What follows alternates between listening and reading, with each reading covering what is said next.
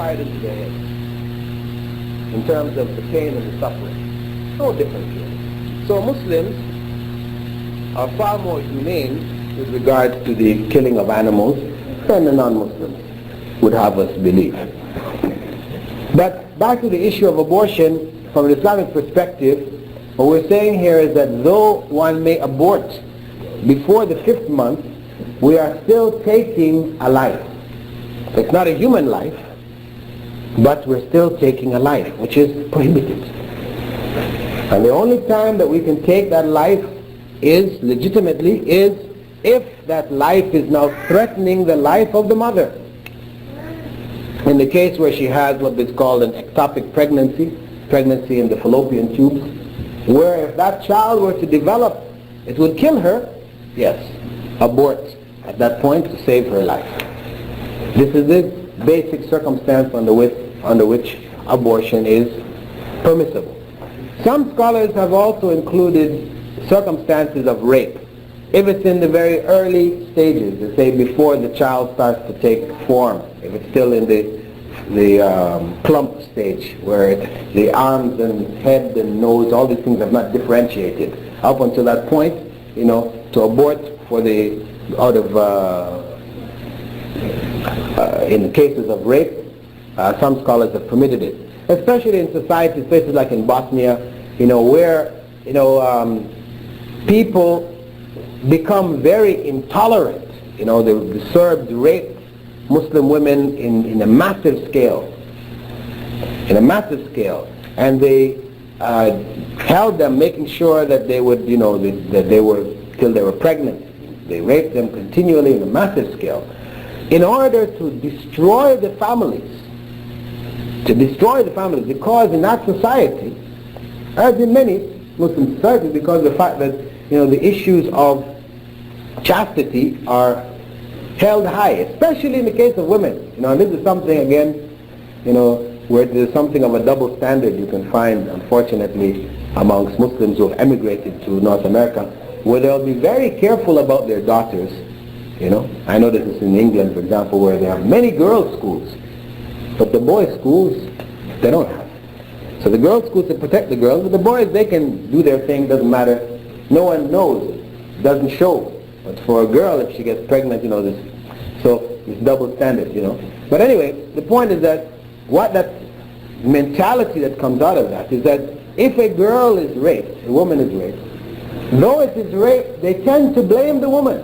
Even in a circumstance like in Bosnia where the women have been raped in large scales, you'll find the males still blaming the woman, not wanting to have anything to do with them, so they become like ostracized pariahs in the society, and they become, fresh meat for the missionaries.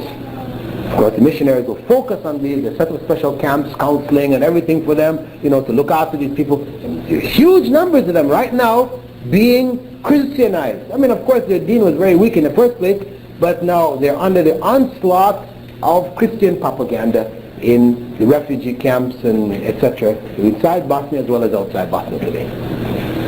So, in the cases where women raise this issue to Muslim scholars, in cases like this where they've been raped, whether it's permissible for them to abort the child in order to save their own deen, ultimately, to save themselves within that society, some scholars have permitted it.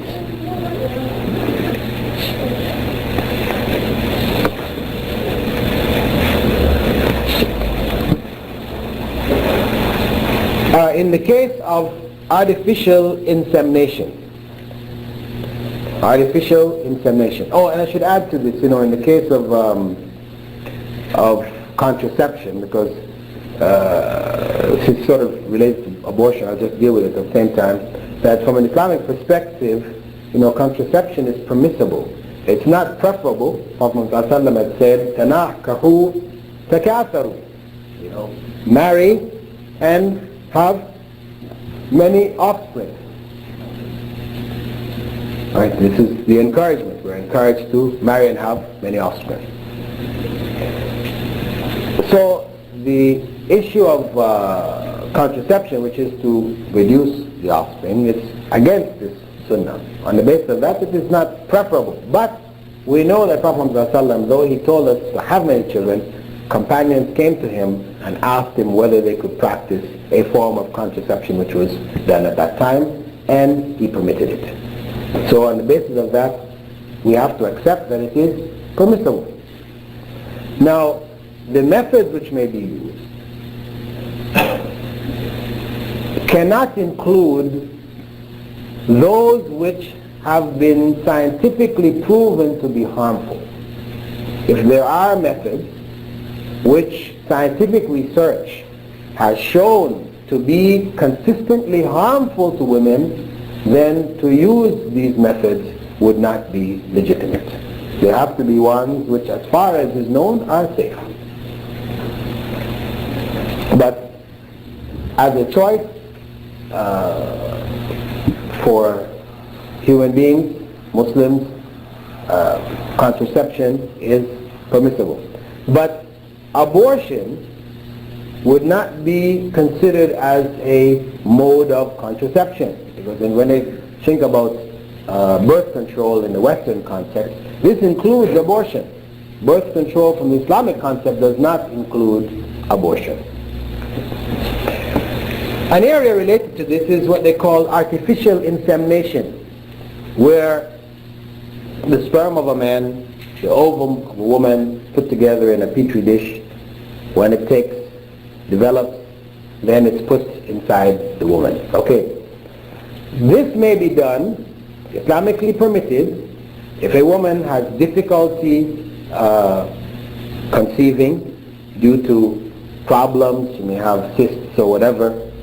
The eggs are there, but they can't get into the womb to be fertilized, etc. So this is an assistance.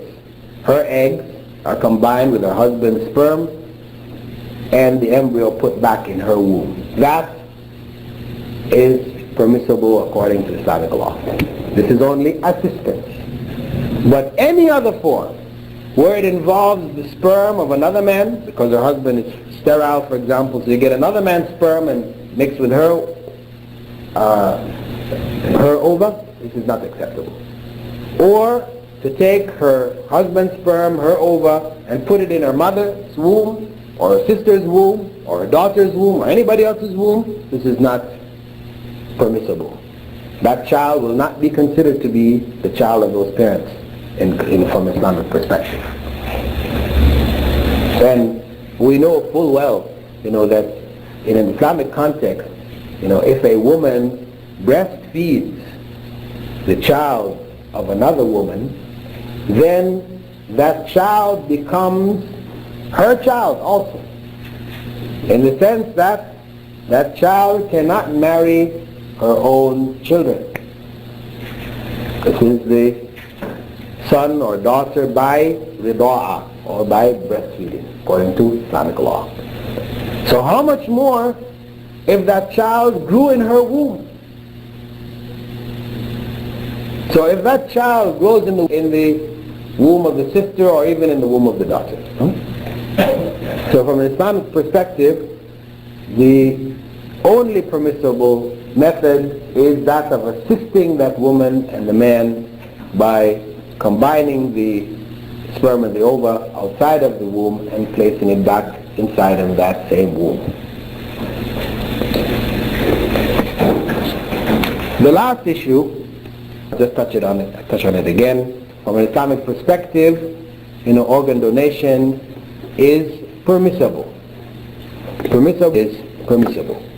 Donating one's body to science, no.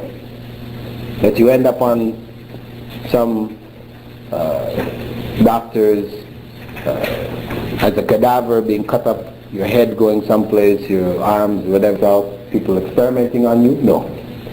But an organ taken from your body to save the life of another human being is permissible. Whether you are living or whether you have died. Meaning, for example, your relative kidneys have failed, you have the same blood type, your kidney can save their life, yes, it's permissible for you to take one of your kidneys and give it to them.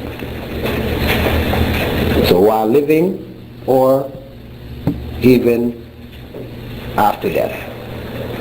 As we're saying, though it is only taking what is necessary, taking absolutely what is necessary to help save another life.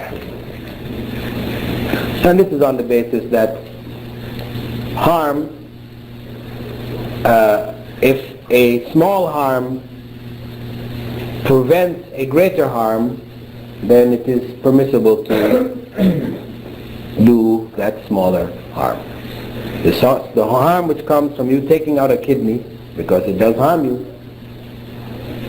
is less than the harm which comes from your relative, your brother, your sister, or whoever dying, the greater harm. So to save their life, it is permissible. Okay, those are the issues which are mostly concerning female oppression of female, etc. And we've dealt with also organ donation as addition. Inshallah, we'll pause here for any questions that you would like to raise before going into our final phase of issues. Can you just talk about fertility drugs and female circumcision? Oh yeah, okay. Two issues, that of fertility drugs and female circumcision. Fertility drugs, where these drugs are used to, increase the production of ova, etc. This is an assistance. In general, this is not, there's no objection, Islamically no objection from it. In the case, there's another issue that comes up, related somewhat to it, where they take embryos, they save these embryos, right? Because they make 3-4 embryos and then they end up saving them. They put one in, you got pregnant, you had a child, and they still have these other embryos. Or, in cases where, for example, the man and the woman, they divorce afterwards, and the embryos are still there, a woman is fighting to get this embryo to put back inside herself, etc. The idea of saving these embryos, really, Islamically speaking, would be abhorrent. You produce the embryo, what is necessary to try to fertilize, but to save bunches of them, putting them on ice, holding them for years and things like this would be considered abhorrent Islamically.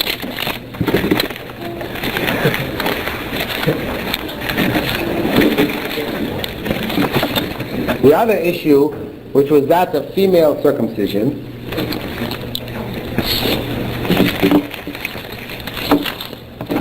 keep these separate. These are the questions probably for the women. The other issue, which is that of female circumcision, we know that according to Islamic law, Prophet Muhammad ﷺ permitted it. When he came to Medina, it was being done there. It wasn't done in Mecca, it wasn't known, wasn't practiced there, but it was a custom in Medina. And he, Prophet ﷺ, permitted that it be done, but he instructed that only a small portion be taken, meaning, as it was interpreted by the early scholars, that only the tip of the clitoris may be removed. This is just to put a little scar tissue there to decrease its sensitivity. And, similar to the scar tissue that comes around the male organ when the male is circumcised. This much Islam has permitted, not instructed, but permitted. Now the practice common in places like Egypt and Sudan, Somalia, other parts of the Muslim world as well as the non-Muslim world, where it involves removing parts, body parts, of the woman's private parts, sewing them up and all these other kinds of things. These, which have been classified in general as genital mutilation, are against Islamic law. Islam is opposed to this completely. So this thing which has been leveled on human beings, on Muslims, as being promoters of the oppression of women through this genital mutilation, is actually in fact it's not correct to attribute it to Islam, but to Muslim practices which are unacceptable, yes. those who want to take the position that even the amount which is permitted by Islamic law, that even this should be opposed, of course, all we can say is that's your opinion. If Muslim society agrees and feels that they accept this, then that is their opinion. There is no harm coming to the woman where it stays within the bounds of Islamic practice.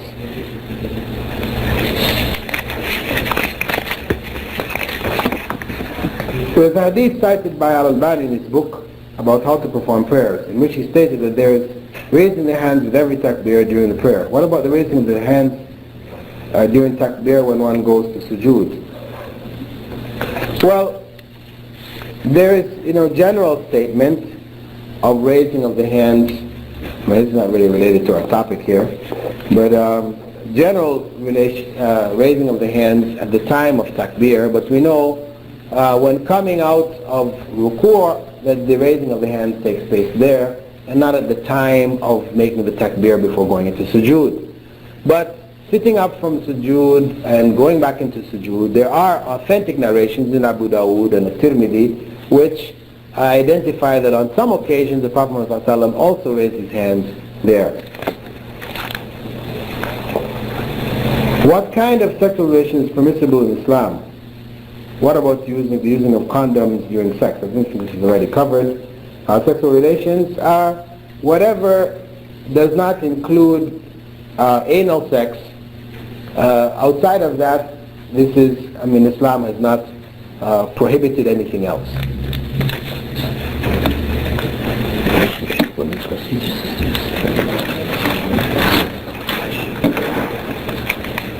If a woman sights the moon, is her testimony sufficient? Yes. Because again, this is not an issue which requires somebody to remind somebody who forgets. As for witnesses, by taking your explanation of why the ratio is 2-to-1, then some may say that since women are working, this condition is nullified, but the law of Allah cannot be nullified. Well, as I said, the law of Allah, therefore there might be other reasons that only Allah knows, right? Well, Allah said in the Quran is that they might forget. So we cannot say that this isn't the reason. Allah said it's the reason, then it is the reason. It's not to say that there may not be other reasons. I cannot say no. But the primary reason is this. Now the fact that there is a distortion of the role of the female in society, in a particular society, in Western society today, which does not represent the majority of humankind, is not sufficient to say we nullify this law because the circumstances are different here. No. The law remains because the masses of humankind, the situation remains the same. That's how it is. The laws of Allah came for the generality, not for the specific.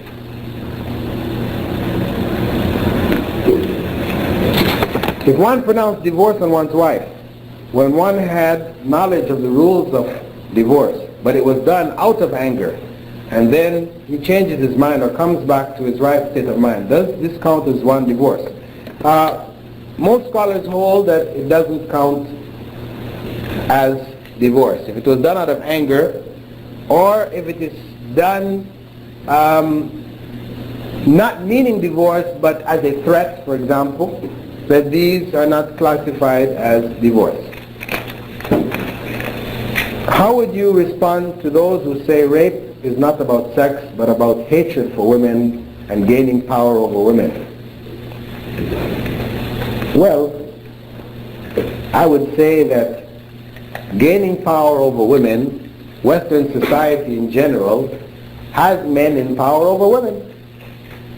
The control of the fashions, the control of, so much in the society, there is control over women.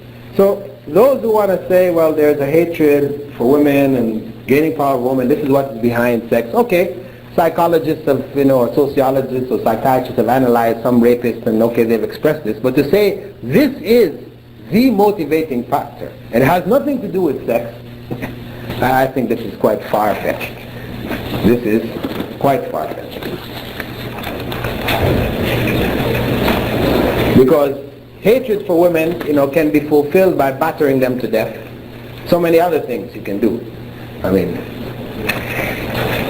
Or could be done. Can a woman who wishes to marry a good Muslim man of good character change her wali if his basis of rejecting this prospective groom is superficial, wrong, i.e. rejection on the basis of different ethno-cultural or socio-economic backgrounds?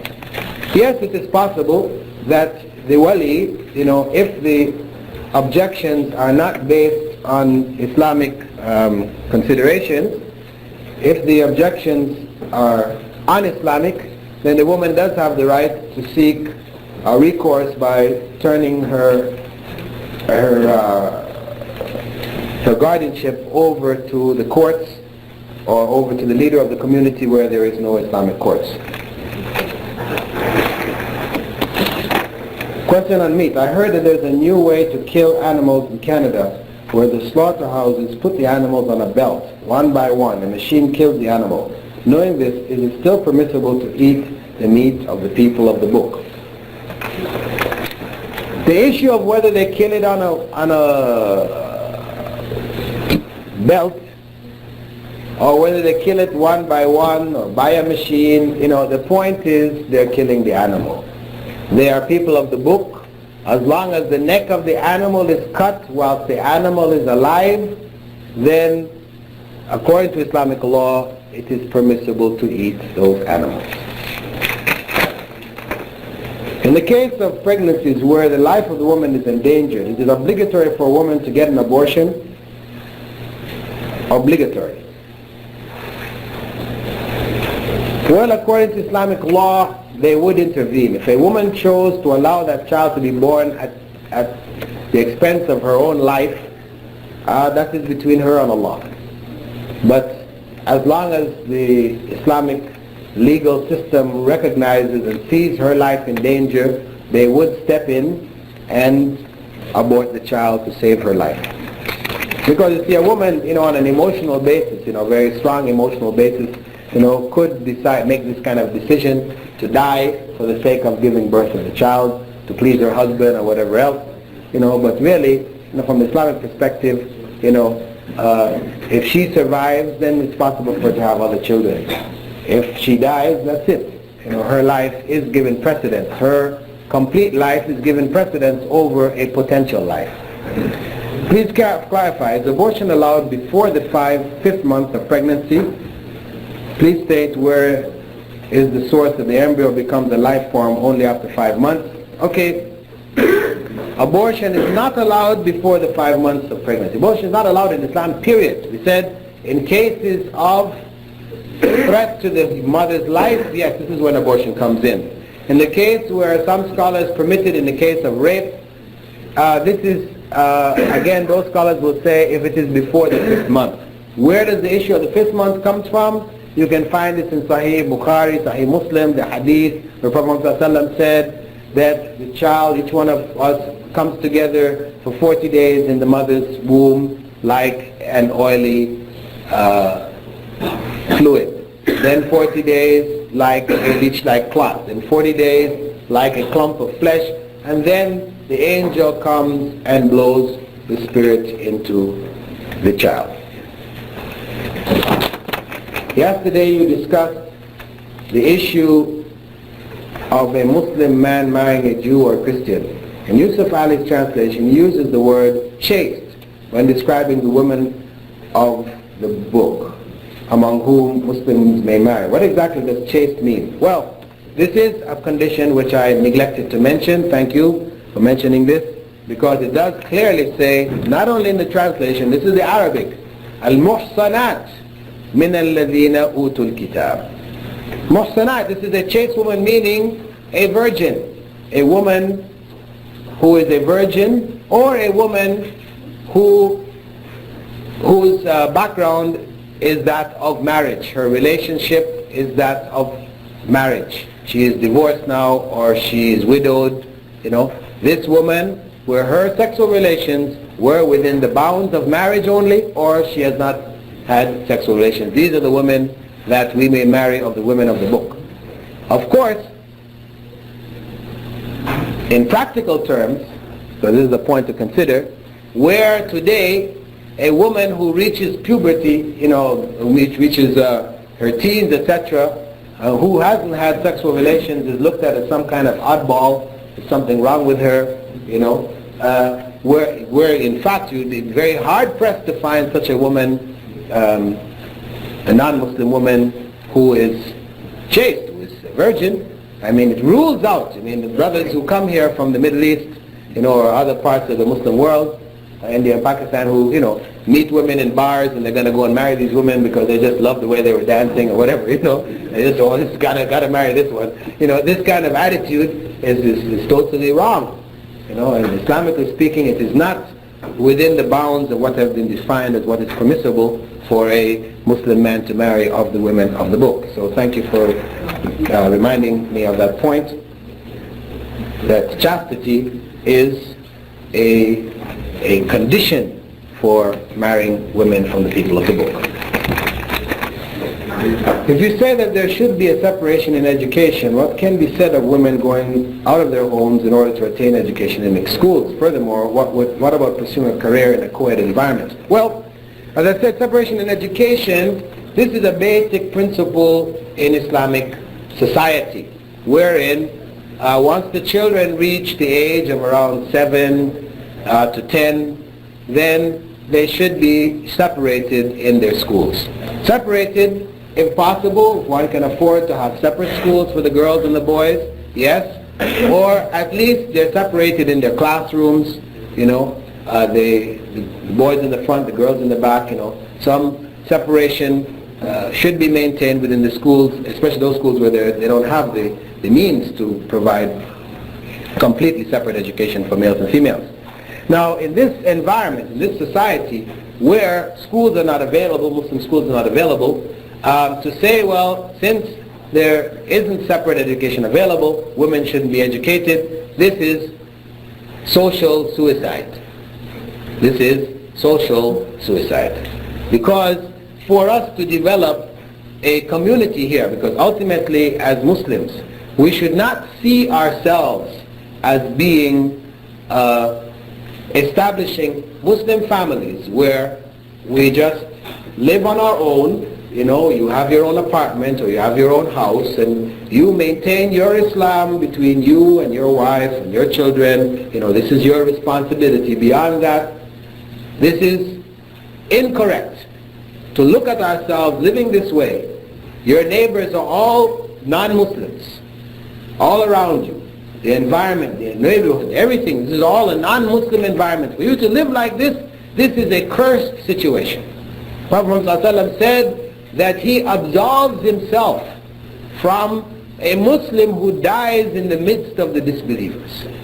This is a situation which is not permissible according to Islamic law. It is a requirement, it is a must that Muslims who are here, for example, here in Montreal, that they attempt to create neighborhoods, Muslim neighborhoods, where your neighbors are other Muslims. You're living in an area, not creating ghettos. I'm not talking about creating ghettos, I'm talking about Muslim neighborhoods, right? Where the majority of the people in this area are Muslims, where you can control your environment, where your children are interacting with other Muslim kids, your wives are interacting with other Muslim women, your school is in that neighborhood, your masjid is in that neighborhood. This is what we should be developing. This is the hijrah. This much of hijrah remains an obligation on Muslims in the West here.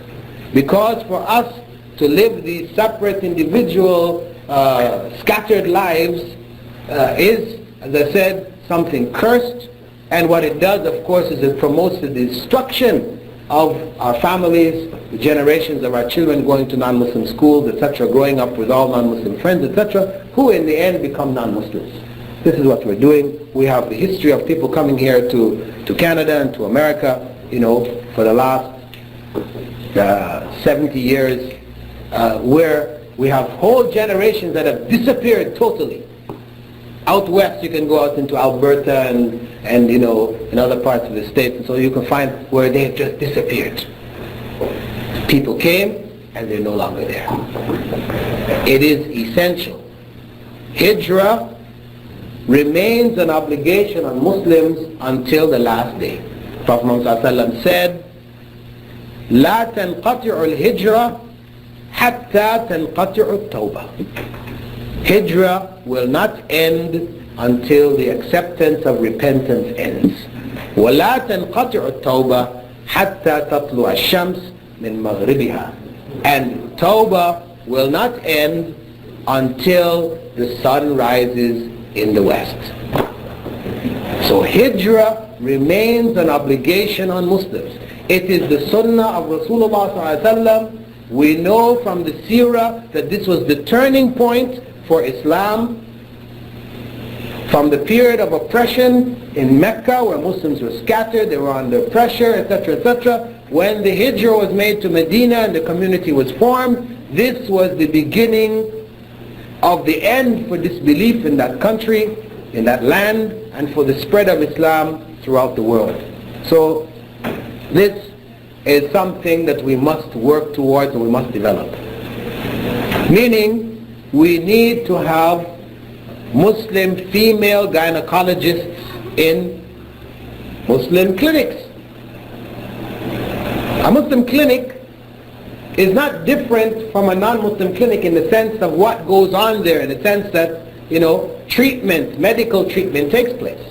The non-Muslim can come in there and be treated medically as well as Muslims. So it's not only Muslims only exclusive. We don't have any sign on the door which says Muslims only. No. But if a female comes into that clinic and says, I want this male gynecologist to, no, we say, no, okay. We have limitations here. Gynecology, this is a specialty for Muslim women. So for us to say, we not have our girls go to school and study. We don't need any female gynecologists. Then your wife gets pregnant. She has to see a gynecologist. And you're telling her, you're very much, practicing the deen. Yes, she should cover herself and, don't go out exposing yourself.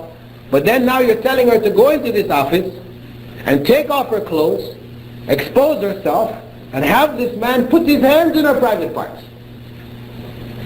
And then you're saying, cover yourself? What is the meaning of this? Women shouldn't get education? What is the meaning of this? This is what I refer to as social Islamic suicide. This is a society committing suicide by denying its women to gain this education so that they can protect the other women in society. This is essential. So the idea of women, because it means now there's a harm here, yes. Women going into these universities, there's harm. In the schools, there's harm. But the greater harm of us having to put our women in the hands of non-Muslim men is far greater than the harm that comes from the women going into this situation. And of course, when we send a daughter into college or whatever to study, we should send daughters who we feel have the deen, under control. Not a daughter who is kind of shaky, she's, you can see her, she's Michael Jackson at home, Madonna and everything else. You're going to put her into this situation? No, of course. It's a suicide, yes, keep her home. If you have one of those, keep them home, don't send them to school, right? Until you can get her in line, let her understand who she is as a Muslim woman, etc., etc., then you can put her into, these education systems, and inshallah she can survive, right? And come back with some knowledge that can benefit the community. What's the purpose of Muslim women in MSc? What's the purpose of Muslim women in Muslim students associations? Well, Muslim students associations is for women to be on campus, to be in studies. It is important that they be in contact with other Muslims, specifically other Muslim women, and to whatever degree necessary, other Muslim men, to protect their Islam on campus. Again, that's the value that is there. This is the environment, to try to create as much as possible within the student context and Islamic environment for those students. So, where the MSA is functioning, of course, properly, with these Islamic guidelines, then we can see the value. Where the MSA becomes just, a party, we get together and have our parties, socialize and this type of thing, and then of course, we can raise this type of question.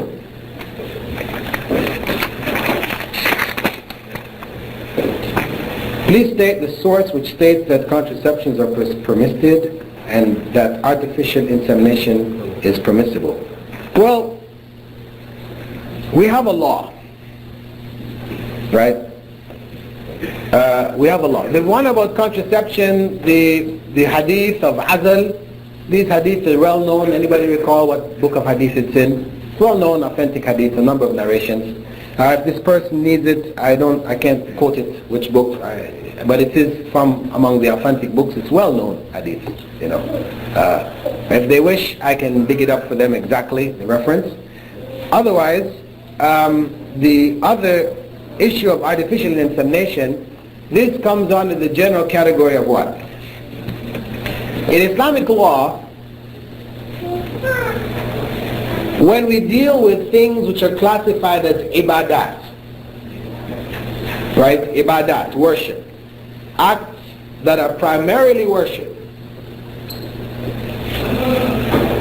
And we deal with things that are called mu'amalat, acts which are primarily not worship, but which may have aspects of worship connected to them. You know, the scholars divide things into these two basic categories.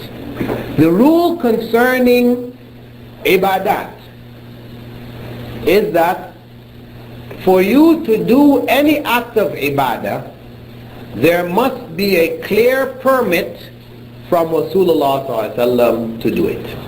Right? This is based on the principle that Prophet ﷺ said, whoever brings anything new in this religion of ours is not accepted by Allah. Right? Innovation. To protect against innovation, then the rule is that if you want to do anything, you must have a permit for it in the area of ibadah.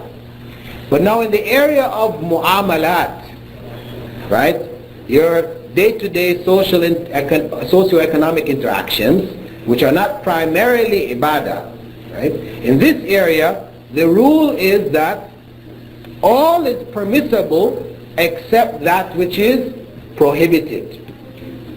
That is the rule, based on the statements of Allah in the Quran with regards to foods, etc., that it is all permissible except for these specific things which have been delineated.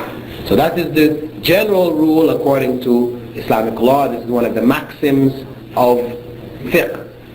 So, when we look at the situation of artificial insemination, we have to question ourselves, is artificial insemination ibadah or mu'amala? Obviously it's not ibadah, it is mu'amala. This is biological exchange, body parts, whatever, these type of things. This is mu'amala, it's not ibadah. So this sister who has asked for the source or the evidence, the permission, well, we don't say where is the permission, we ask where is the prohibition. In this case, because it's not ibadah, it is mu'amala, then to say it is not permitted, one has to bring evidence. To say it is permitted is taking things as they are.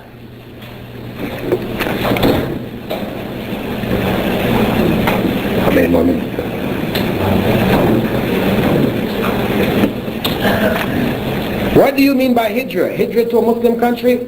No, not necessarily. Hijrah, as I mentioned, people here in Montreal, I said that the principle of hijrah stands for you here. I'm not meaning that everybody packs up their bags and heads out of Montreal. No. And for those who feel that this life has become so oppressive here, their children are being destroyed and they have the means to leave, they want to leave, it's perfectly permissible, it's justifiable. But for the masses of people who can't do that, who feel that they have a role to play here, then they should come together. The hijrah should be, as I said, to create neighborhoods, not necessarily from country to country. Because if we look at the hijrah in the time of Prophet ﷺ, there were two hijrahs. One which was country to country, which was the first hijrah to Abyssinia, right? That was for survival. That didn't spread Islam. I mean, beyond the Najashi accepting Islam. I mean, it was not the turning point in the history. The turning point was the hijrah, which was internal, when they went from Mecca to Medina. That is hijrah within Arabia. So people making hijrah out of here to Muslim countries in the east or whatever, this is not going to change the situation here. It is for survival, those who wish to do it. But the one which is going to change the situation here in the country is the one which is the internal hijrah, where people come and create communities, neighborhoods, environments in which they can now impact on the society.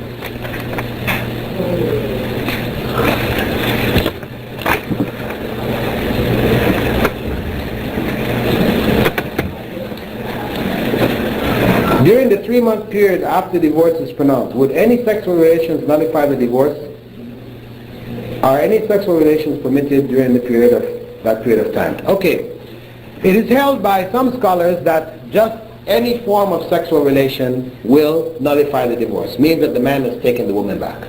But a number of other scholars hold, and it is within the schools of Islamic law, that sexual relation, if sexual relation takes place, if it is not with the intention, expressed intention of taking the woman back, in and of itself, it does not constitute nullification of the divorce.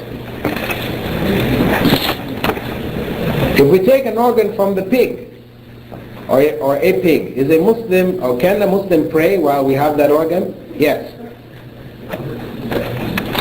Is cloning permissible in Islam? If cloning doesn't involve human beings, involving animals to increase or produce better breeds of animals or vegetation, etc., this is permissible.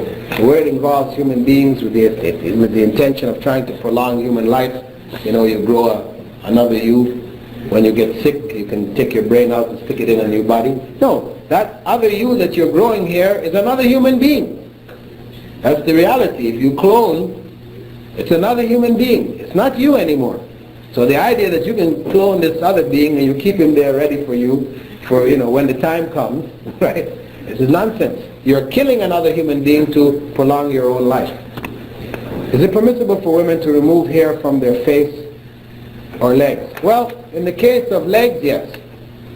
In the case of hair, removing hair from the face, we have specific prohibition in the case of what Prophet ﷺ had said about women who pluck their eyebrows. This is part of facial hair. As such, to remove the hair from the face would not be permissible unless, as scholars have stated, that the hair on the face reaches the point where it is making them look like a man. They're growing a beard now, mustache, their hair is going across their eyebrows, they got thick, heavy eyebrows, something like this which is disfiguring them, disfiguring them. In those kind of cases, that the movement of hair is permissible. In other cases where it's light hair here and that, it's permissible for them to bleach it instead so it's no longer visible.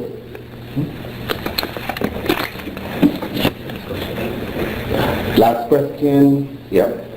2 sisters. The younger sister... 2 sisters. The younger sister's granddaughter and the elder sister's youngest son want to marry.